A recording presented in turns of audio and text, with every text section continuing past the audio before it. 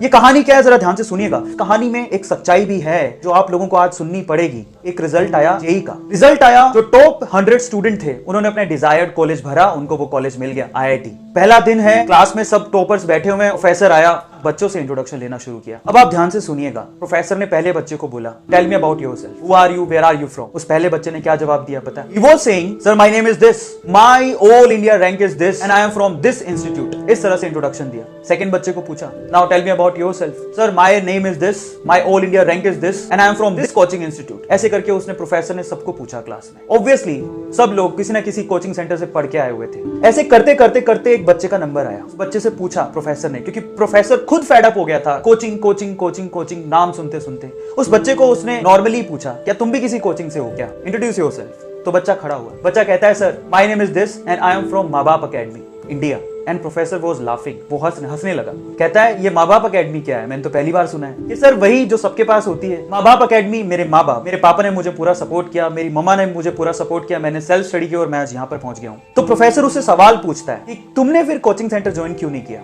बड़े ध्यान से सुनिएगा। अच्छा जवाब देता है कि सर क्या हो जाता कोचिंग सेंटर ज्वाइन करके, वही ऑल इंडिया रैंक 1 है, जो वही लकड़ी की बेंच में इसी क्लास में बैठा है, और वहीं मैं हूं 59th रैंक है सर, और मैं भी उसी क्लास में उसी लकड़ी की बेंच पे सामने बैठा हूं सर। क्या फर्क? हाँ, फर्क सिर्फ इतना है कि वो 2-2.5 लाख रुपए खर्च करके बैठा है और मैं अपने माँ बाप के 2-2.5 लाख रुपए बचा के बैठा हूं सर। सो प्रोफेसर उसकी बात को सुन के हैरान रह गया। प्रोफेसर से रहा नहीं गया। उसने फिर से एक सवाल पूछा उसी बच्चे से। कहता है, तुमने कभी तो ट्राई किया होगा इस कोचिंग इंस्टीट्यूट के लिए, कभी तो तुम गए होगे। तो उसने जवाब दिया, हाँ सर मैं गया था। मेरे स्कूल वाले जो टीचर थे वो मेरे घर आए, मेरे पापा से मिले और उनको बोलते हैं कि आपका बच्चा बहुत होनहार है, इसके लिए कुछ करो, उसको किसी इंस्टीट्यूट में दाखिला दिलाओ, ये निकल जाएगा। पर मेरे पापा के पास इतने पैसे नहीं थे, तो उन्होंने अपना घर बेचकर थोड़े बहुत पैसों का जुगाड़ किया और मुझे लेकर गए इस कोचिंग सेंटर में।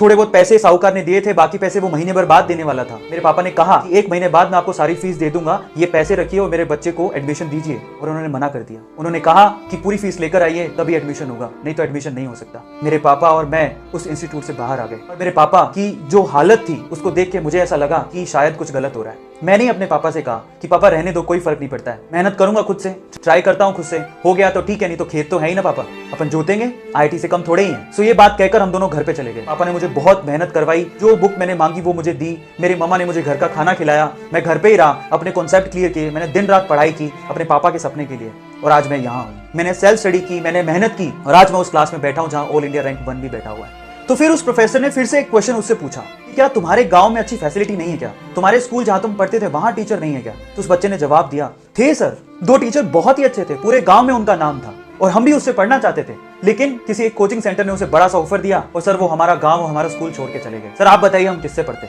और ये सब सुन के उस प्रोफेसर ने उस बच्चे की बहुत तारीफ की क्लास में, और बहुत ज्यादा। अब क्लाइमेक्स आने वाला है स्टोरी का, ध्यान से सुनिएगा।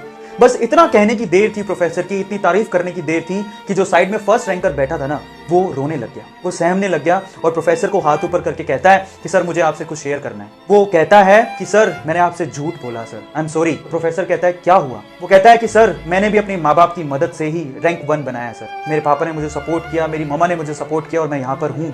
तो फिर प्रोफेसर पूछता है, तो तुमने क्यों कहा था पहले कि तुमने कोचिंग सेंटर ही ज्वाइन करके ये रैंक बनाया। तो वो कहता है, sir I am sorry, actual में मुझे ऑफर आया था इंस्टीट्यूट से और इस वजह से मैंने अपना रैंक बेच दिया, सॉरी फॉर दैट सर, मुझे बहुत फील हो रहा है। अब मोरल क्या है स्टोरी का, जरा उसको समझें।